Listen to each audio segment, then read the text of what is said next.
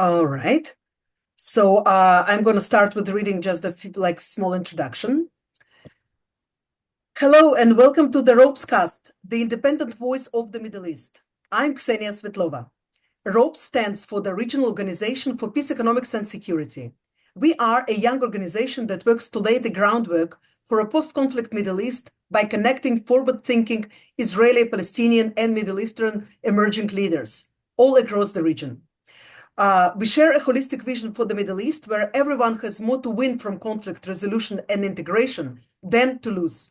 If you are looking for more information on ropes, please visit our website, ropes.org. And our very special guest today is Hayvy Bouzo. Hayvi is a Syrian-born American broadcast journalist, columnist, and television presenter of Kurdish descent. She is also an alumni of one of Ropes' program on media. She started her career on Syrian TV, but then moved to the US, founded Yalla Production, and today she is a host of the Yalla Online show. Her writing and commentary have been featured in newspapers and outlets including the Jerusalem Post and the Khalij Times. Hayvi, thank you so much for joining us. Thank you so much for having me, Ksenia. Well, it is a busy time now for you as a Syrian. I mean, how is it? How is it? How has it been? It's not only busy, it's been unbelievable. For somebody like me, born and raised in Damascus, Syria, under a very brutal dictatorship, that also my parents basically spent most of their lives suffering, having to live under it. It's and of course seeing the uprising and the mass violence that was committed by the Assad regime and its allies in Syria and different parts of the country. We literally did not think that this could possibly happen and not in the speed that it did. So it was mind-blowing. We still have like a pinch me moments. Like did it really happen? So it's been definitely historic in every sense of the word. So you and I, we just met recently, I mean, this fall, and we discussed, it was just a few weeks before the uprising, and we discussed Syria and how hopeless the situation is. And did you believe that, there will be a possibility to even travel to Damascus sometime soon? So that's actually a very good question because I had a conversation with one of the participants and she was like, I don't think the Assad regime is ever gonna fall. And said, actually, no, this regime will never continue. It committed so many atrocities. It's a major part of all of the evil that we see in the region. Um, but still, I did not, even when I was saying this, I did not think that that means this regime will actually fall within days. That was never crossed my mind. Now, after basically the Assad regime and the Iranian-backed militias are no longer in power in Syria, there are the questions about who is replacing them. So, would I like to go to visit Damascus? Yes, I would. Do I think it is safe yet for me to go, or that I feel like, okay, like I'm gonna go tomorrow? No. We did talk about my mom going back Yeah. because she wanted to visit Aleppo. My mom is from Aleppo. My father's from Damascus, but for her to visit both. And this is something that if you just couldn't have not imagined that could happen so quickly, and that my parents will see this happen too. So this is really, we are speaking, and I'm excited because I still cannot believe that we're actually living through these times. So I personally, I had a chance to visit Damascus, and I think it was the You year when told you were me. still there. It was in Yes. 2006. I was very frightened, very scared because I knew that, they're perfectly capable to do things also to foreign journalists. Hmm. And I just remember, feeling maybe just going in time because, I come originally from the Soviet Union, and this is exactly the regime, the cruelty, the spying on each other, making, citizens spy on each other and so on. I just was feeling that 10,000 eyes are on me. This is Yeah. very unpleasant feeling. How was it for you living there before you left? Yeah. Oh my God, Ksenia, I just want to tell you, like, I tell people who never lived under this type of regime, like, please, I respect your opinion, but you have no idea what you're talking about. It's traumatizing. I've actually, since I left Damascus until today, I left it in 2011. I still have nightmares about me walking in Damascus and the Assad regime and its militias and its intelligence services are trying to find me, and they're almost gonna catch me every time, and I wake up afraid. Like it's really it scars you on the inside because, like you said, I mean, even though I grew up, my parents were very liberal, intellectual. They had all their friends were artists, directors, actors, poets, painters. So in our home, we like talked about things. We discussed politics, but like that was something my parents were like, don't talk about this at school because a lot of people just by you as a child saying something to your classmate that gets to their parents or to the teacher, the family is gone. So I had to be aware as a child that I shouldn't be talking about these things outside of the home. But then when the uprising started and I started actually seeing the monstrosity, because we've heard, for example, about what happened in Hama. In 82, there was the whole struggle between the Assad regime and the Muslim Brotherhood, which is in part, I mean, what happened after is that the Assad regime made Syria a lot more Islamic in general. So that's another conversation. People don't understand how complex this is. But they murdered so many people in the city of Hama, for example. So my parents will talk about it. My father has been an atheist growing up. Now he doesn't like this word. He says, I'm an agnostic. He doesn't like to use the word atheist. But he that's how we grew up. And my mom is, from a liberal family. Like my parents are very liberal. Still, my father was almost killed by the Assad regime in the 80s just because they were randomly bringing young guys and shooting them in the streets. He was a medical student, he's a doctor, and he 2 times they were gonna kill him. If my mom didn't come out and wearing like a, no sleeve shirt and started screaming at them, they were like, oh, okay, literally. And they killed even Christians, accusing them of being a Muslim Brotherhood. So this is the type of regime, that is in Syria. And but that was kind of still like my parents will talk about their memories. But what I witnessed as somebody who was covering what's happening in Syria, the protests, being sympathetic to the protests from the beginning and posting about it, then you start seeing the level of evil and the level of monstrosity that you hear about, but it's now you're actually witnessing it, and it was the beginning of social media. So Facebook was utilized, and it's very, very scarring. It's very it's traumatizing. You know what I wanted to ask you? You participate in ROPE's program that is media oriented, where we discuss debunking of fake news and targeting disinformation and all of that. And it seems now that with everything that is going on in Syria, it just makes this whole situation with fake news all worse. You see somehow all of the propagandists of Assad regime in the West, not people who used to live in Syria, but Western people who somehow think that it's much better to have this monstrous regime than to have any kind of change. Can you explain this? I mean, and how do you target this? Through your show, for example, what do you do to debunk this? Oh my God, what a great question. And Ksenia, you also understand Arabic. So you also see in this the same thing happening in Arabic as well. So this is something I actually was going to talk about on my own social media today, because you see a rise of many accounts that are either associated with people who are like affiliated with the Iranian-backed militias in Iraq and Yemen. And then, of course, people who've always supported the continuation of the Assad regime in the West that are now like basically sharing videos, posts, things that are completely unverified about things that are supposedly happening in Syria right now. And this is exactly the war of disinformation, right? It's like an organized situation. And then you have people commenting on it. And then there's a lot of other accounts that are basically unknown that keep sharing and spreading that same narrative.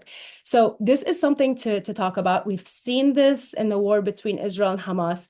This is basically a tactic. And unfortunately, this is kind of the double-edged sword of social media.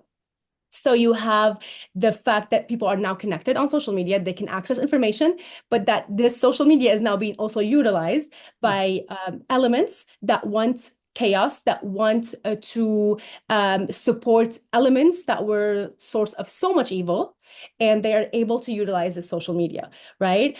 So definitely spreading awareness about it, telling people be wary and please re-verify every video you see. Do not share videos that are not actually factual. Yeah.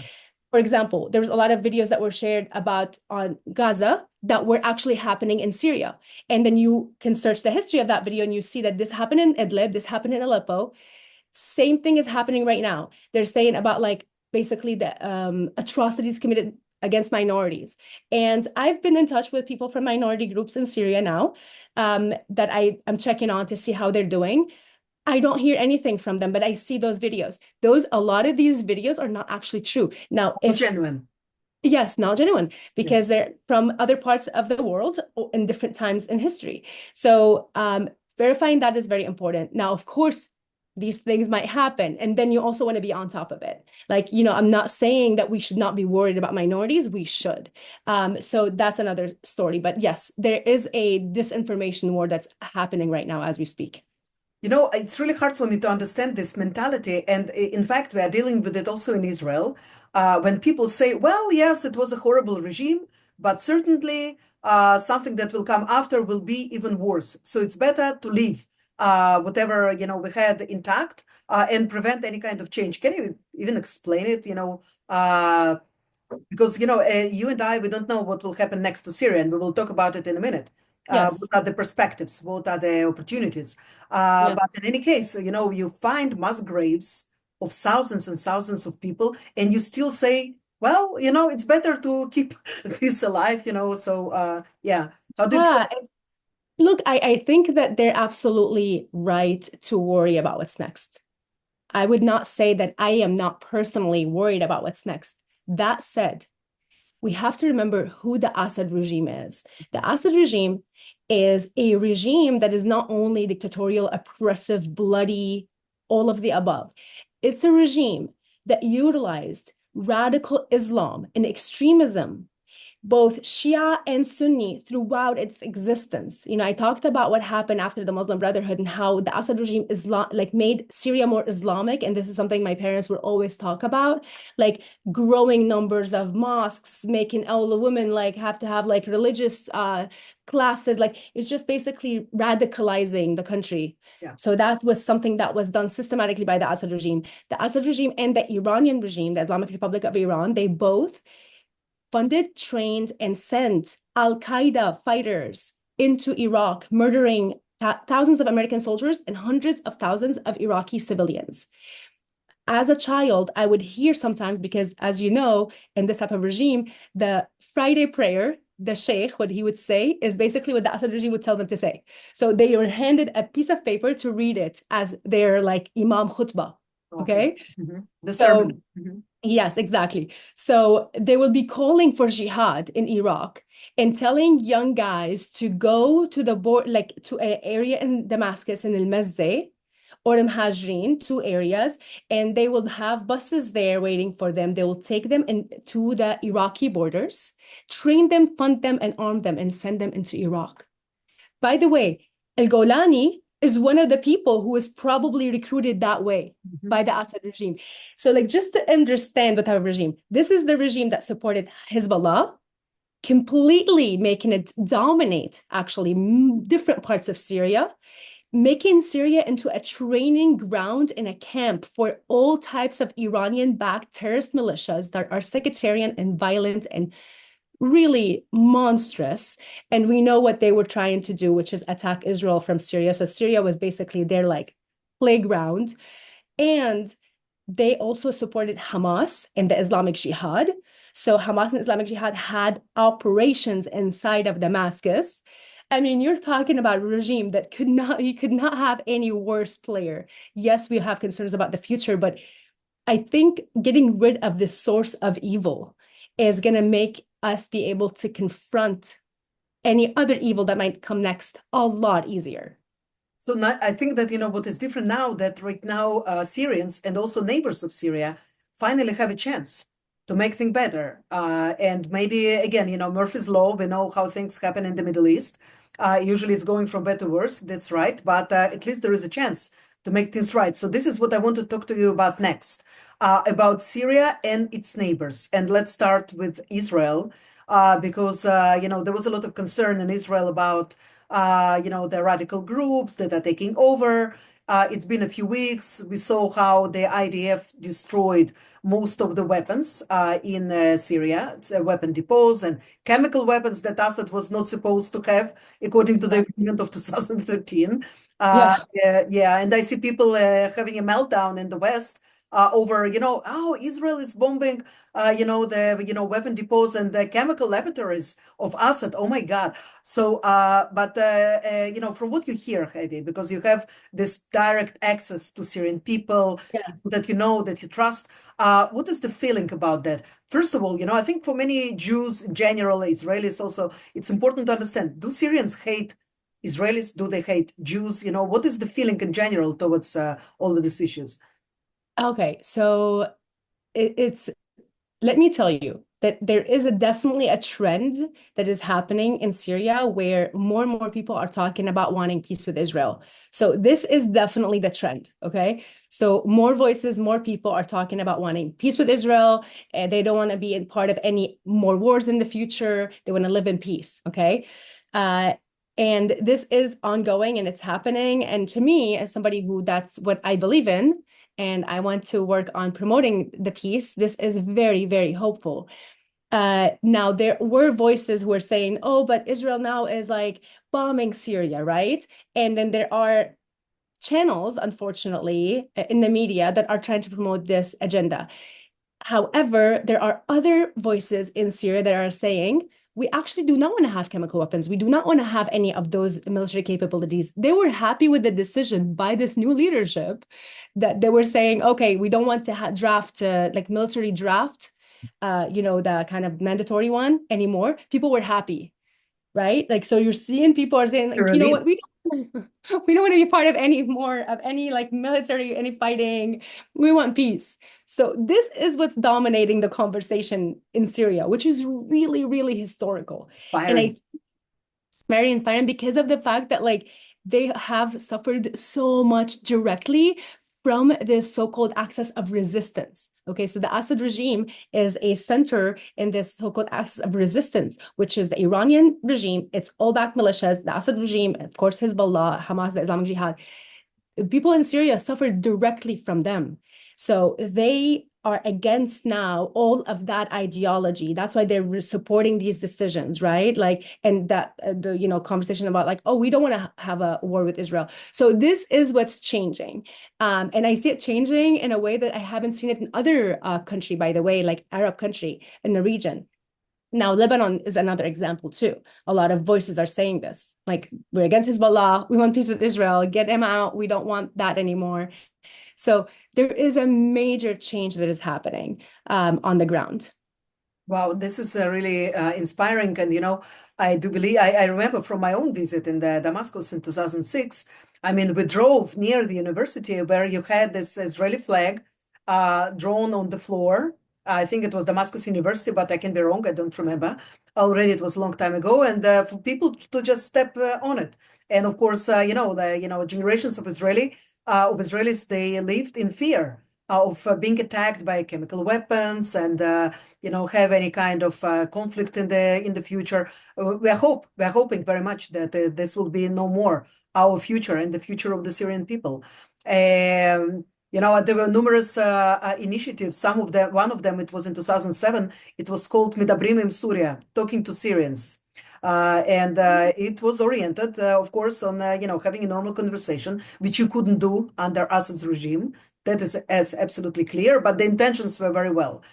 So for now, there is, of course, a lot of ambiguity and still, this is just the beginning. We are talking to you right now, and it's just been a couple of weeks I since the know. revolution. It's really, and a lot have happened. I want to ask you another question about Turkey and the Kurdish question, because I know also Oh, that you have Kurdish roots, and I have been in the Knesset. I established a lobby for further, ties between the Kurdish people and Israel, and promoted it very much. So I think that many people in Israel are very sympathetic to Kurds, and we feel that there is a major threat right now on behalf of perhaps pro-Turkish militias and so on. How do you see things? Yeah. What's happening on the Yes. ground? And I actually, sorry, hold on. Can I sneeze here and then Yeah, sure. Yes, excuse me, sorry. bless you. Yeah. Thank you. So I actually want to comment on one thing that from your previous Yeah. question, then go to that question, which is really important question too. So I don't want to like paint a rosy picture, and that's kind of like naive picture, because there's also videos that I saw circling online, and it's important to talk about that in Arabic, where, as you know, there's the Golani, who's now his name, saying his real name, Ahmed al-Shara, who's making these decisions, Was he right? related to Farouk al-Shara, by the way? That's a good question. It's interesting. So it could be that they're from the same part, like they're both from like Daraa, I think, southern Wow. Syria. So I Yeah, don't it's worth know. to That's actually a explore very good later. question. So this guy, I mean, he was an ISIS fighter and then a commander probably, and then split and become Al Qaeda, and then they fought ISIS, and then they became Jabhat Nusra. And now they're not Al Qaeda anymore. This is a whole story, okay? We have to wait and see on that. I would not, I mean, it's hard. You can't, and you should not trust radical Islamists. Okay. Never, never. However, yeah, he's saying all these things. But what's really interesting, Ksenia, is that you're seeing videos right now of people who are more extreme than him complaining about his decisions and saying, "Oh, you have your prisons full of people too, and you're preventing people like us who want to fight our enemy." So like they're kind of trying to portray that like the same that they want to fight Israel. So there are those videos. So I think being vigilant, and that's why I really support all of the decisions that Israel is making in terms of the buffer zone and in terms of eliminating all types of military capabilities, because you do not want to risk the possibility of chaos. I think this is what's really, I think, the biggest threat right now, right? Because how smooth things are going to go. And I think that's really important to keep an eye on.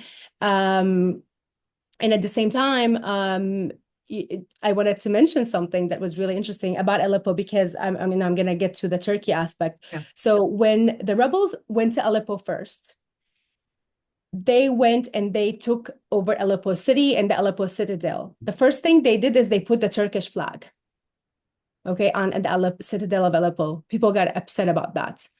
Then they removed it. Then they put the Syrian revolution flag, and then they put the Palestinian flag next to it. People got angry about this. And they literally there was like a massive movement from people on social media. They made them take out the Palestinian flag. They Not said, because they're against Palestinian, but because they would say, well, this is Syria, and exactly. It's like they do not want to be involved in any war that is not about Syria anymore.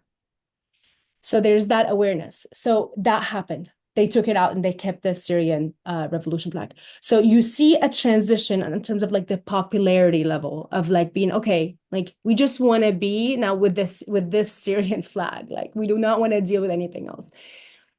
Now, Turkey supported, of course, and it's the borders, and their Idlib is close to Turkey, so they have that influence.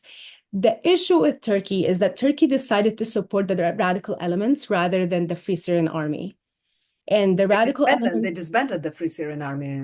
I think after they they disbanded dismantled it. what Yes. remained from that. Yeah. Absolutely, absolutely. So now those, forces, some of them are the radicals and some of them are not. I'm not saying that they're all radicals, by the way, the rebels. But the support was directed towards the Islamists. And that's like a Turkey-Qatar decision. Okay, that was very clear, very systematic over the years.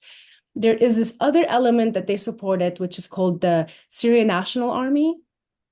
And that is basically a mercenary Turkish backed force that is there specifically to target the SDF.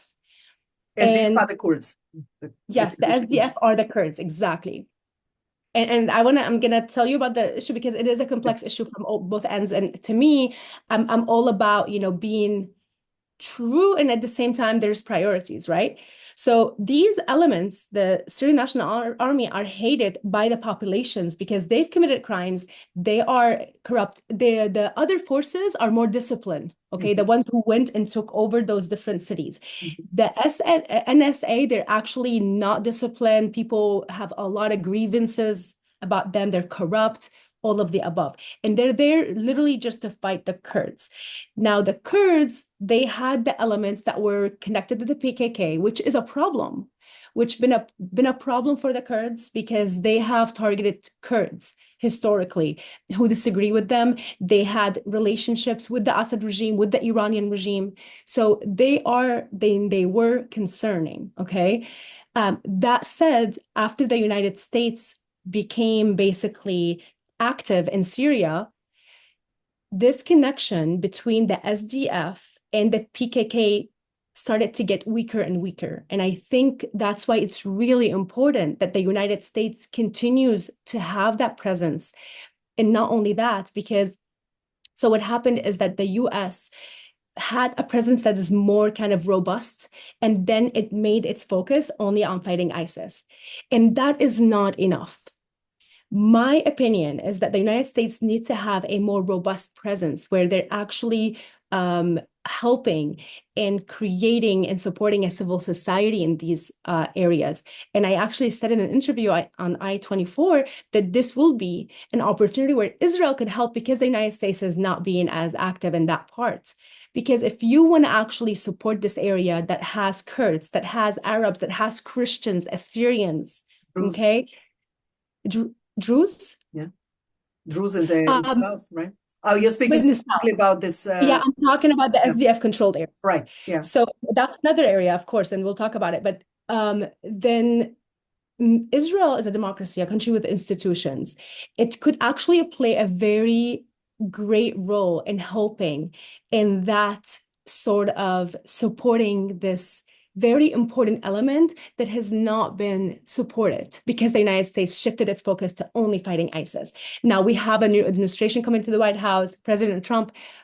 We don't know what are the decisions he's going to make. He was talking about like Turkey being the key player in Syria a couple of days ago. I think that it's important that we stay in northeast Syria as the United States, and that we play a more robust role in making sure that the new SDF forces are not actually connected to the PKK. You know, this is a different situation. We need to separate from that, and the NSA, whatever that Turkey is supporting to fight the Kurds, they need to be dismantled. You know, we should not allow on Syria to have forces that are there for a purely Turkish agenda, you know, trying to find the Kurds in their area, you know, that are not even in Turkey. So it's a complex situation, like I said. However, I think there is a lot of opportunity where we can help and support these areas where there are minority groups, where are there also Arabs and Sunni elements, of course, communities. And then the same thing in the South. You mentioned the South. So that would be another area that, you know, is also complex, right? Because you have Daraa, the South, and then you have the Druze in Sweda, and then all of these different towns that also on the Israeli border. So that's another complex area. Just for our listeners to understand, you know, the 6 Druze villages, they are just a few hundred meters away from the border. They are on the border itself. They are looking the Majd al-Shams, which is on the Golan Heights. So it's really, really, really close. And people have family connections, of course, and they've been traveling and seeing each other and studying with each other because Druze from Israel were able to travel to Syria and study in Damascus and then go back. That's true. And there were some sad stories that happened. You know, there were basically a story. I told another podcast that I had an interview recently. So I know a girl from Sweden. Her parents were living in Damascus at the time. Her sister fell in love with a guy from the Golan, and they married, and the guy moved to Syria to be with her.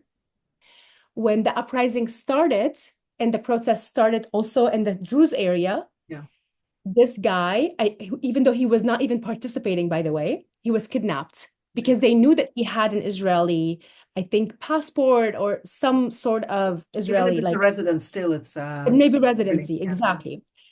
They kidnapped him, the Assad regime. They asked for money, ransom, to release him. His family in Israel did everything they can to get that money and send it over. They took the money and they killed him.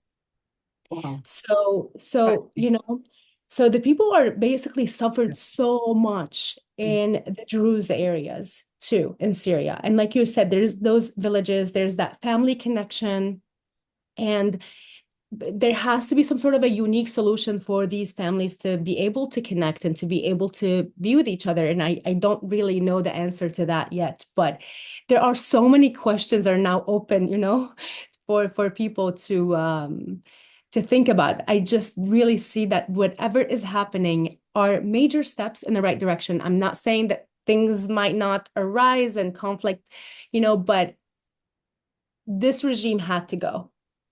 I have a question also about the involvement of the wider region, because in ROPES we are always working on regional connections, not only between Israel and the Arab world and Palestinians and the Arab world, but also between the countries respectively. What do you think the countries like Saudi Arabia, United Arab Emirates, Morocco can do today in order to help new Syria, not to go and just dissolve into chaos and be again overridden by the radical forces and so on, because all of these countries have an experience with, of course, That's dealing true. with radical Islam, and all of them have a, also rich experience in moderation, specifically Morocco, but also UAE. The Saudi Arabia is, making a huge Yes. progress. What do you think they ought to do? So I think, as I don't know if you're, of course, aware of the Assad basically being invited to like the Arab League more recently. I think these were steps that were, I think, mistakes, in my opinion, in terms of that approach. Because what happened is that the people inside of Syria became very disheartened about those decisions. And of course, the refugees, that half of Syria are refugees. Yes. Half of the people in Syria are refugees in either surrounding countries or in Europe. So, and the fact that Turkey and Qatar are now playing a role in what's happening, it makes it a little bit harder for the moderate Arab countries to play a part, which I think would have been great if they had those kind of stronger connections and abilities to help out with the future, right? Syria. That said, because on the popular level, people are fed up already from all of these kind of radical elements that are associated with the Assad regime from to begin with. I think that there are still opportunities to rebuild the relationships and to create trust. I think that if there is enough effort, and to me, what I focus on is the Abraham Accords. If we can make efforts to connect with the people on the ground in Syria, regardless of what's happening politically. My hope is that because I see the change that is happening on the ground from people, basically having gratitude towards Israel, because let's be clear that without Israel, the Assad regime would have never fallen.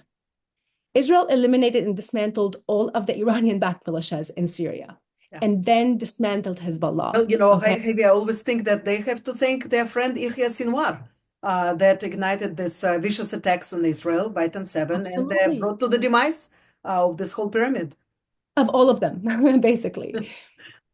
So the truth is that the future is leaning towards that people in Syria actually want peace with Israel, right? Now, what Turkey and Qatar represent is the kind of a different aspect of that kind of same narrative that the people in Syria suffered from. And I think that's where the opportunity is. So to me, it's like if the people in Syria could realize, and I think they are more realizing more than anybody else, that their opportunity is in the peace, is in being part of the Abraham Accords.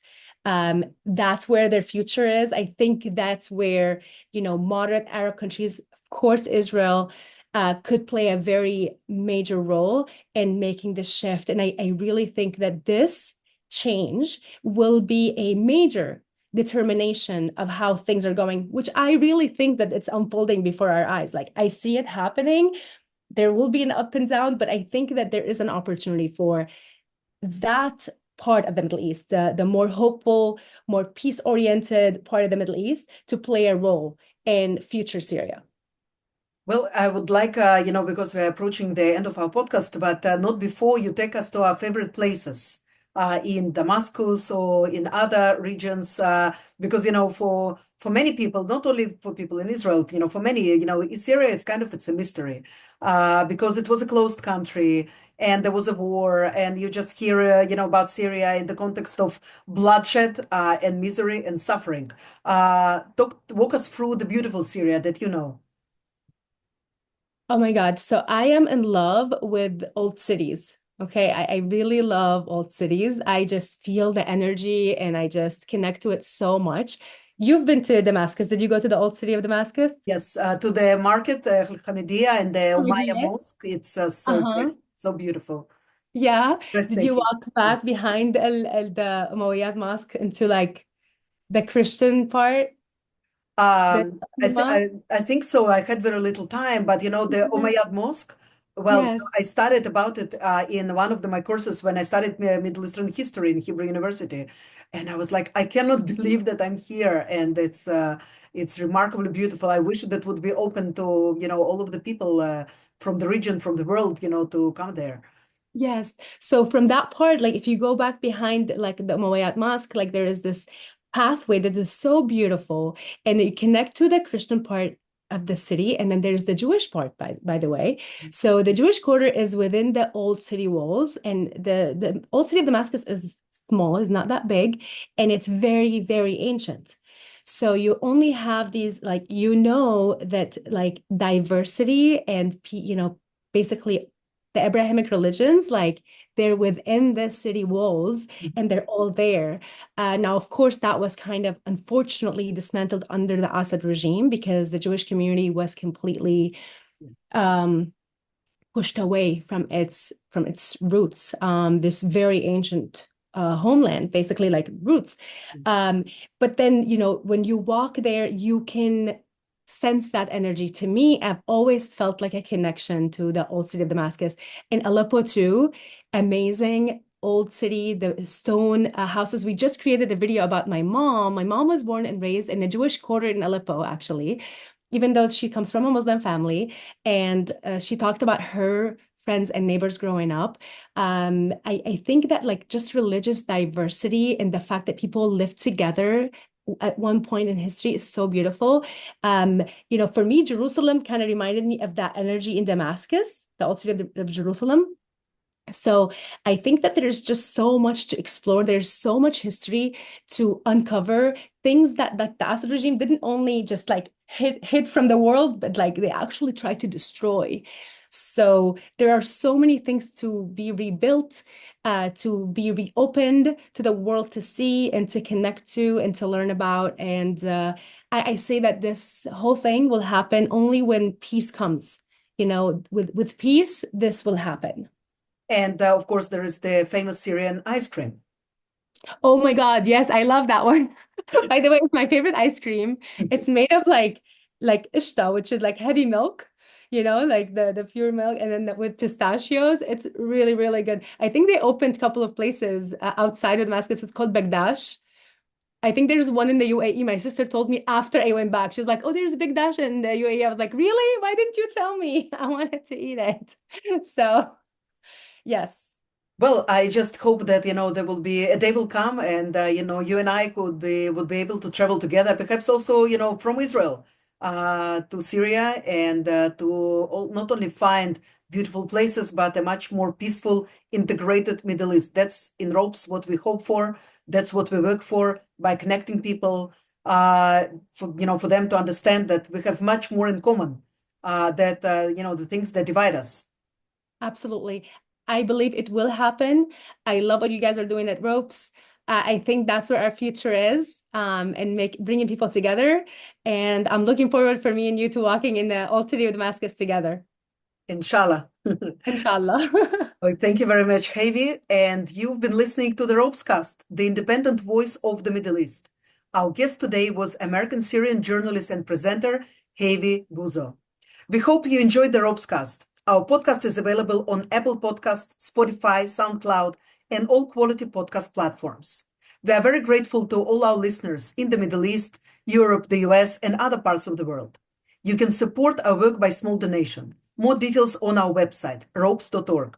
We also invite you to follow ropes.org on Twitter, Facebook, Instagram, and Threads to find out more about our work with the emerging leaders of the Middle East. Shalom and salam.